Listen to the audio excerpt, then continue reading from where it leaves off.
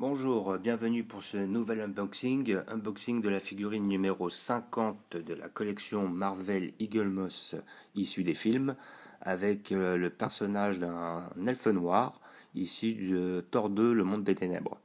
Alors, personnage que je voulais pas spécialement prendre à la base, parce que bon, c'est un personnage assez bénin, quoi, sans trop d'importance. Mais le design m'a assez intéressé, et étant donné que j'ai toujours été fan des elfes, ça me fait penser à un jeu de rôle que je jouais quand j'étais plus jeune, qui était Warhammer 40 000, où il y avait effectivement l'armée des elfes, appelée les Eldar.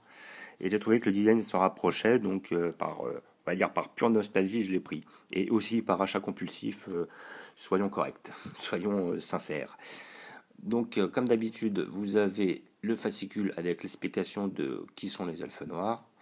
Ouais, quels sont leurs rôles, à quel moment ils ont été incrustés dans les comics, parce que je pense qu'ils sont plus ou moins tirés de l'Heroic Fantasy, et remaniés à la sauce comics, et quelle liberté ils ont pris dans le film, en quelle année ils sont arrivés, patin coup fin, tout le tintouin. Et à la fin de ce même fascicule, la prochaine figurine qui sortira, et qui sera, je vous dis ça tout de suite, la figurine d'Ayesha. Alors, Ayesha, je comptais pas la prendre, mais je vais la prendre quand même. C'est pour ma fille. Elle a dit elle veut la princesse dorée, donc je vais lui passer. Nous allons voir ça. Donc, comme d'habitude, vous avez le petit papier qui atteste de l'authentification du produit. J'enlève ça du plastique. Et, et, et c'est pas terrible.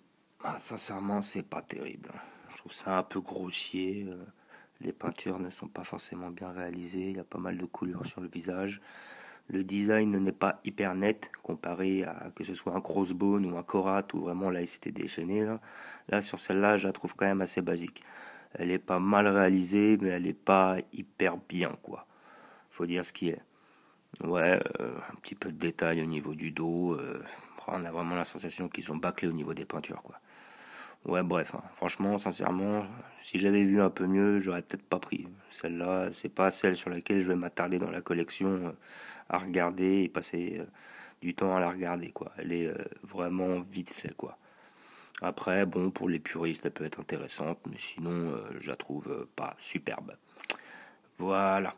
Bah, je vous remercie d'avoir regardé, et puis je vous dis à bientôt.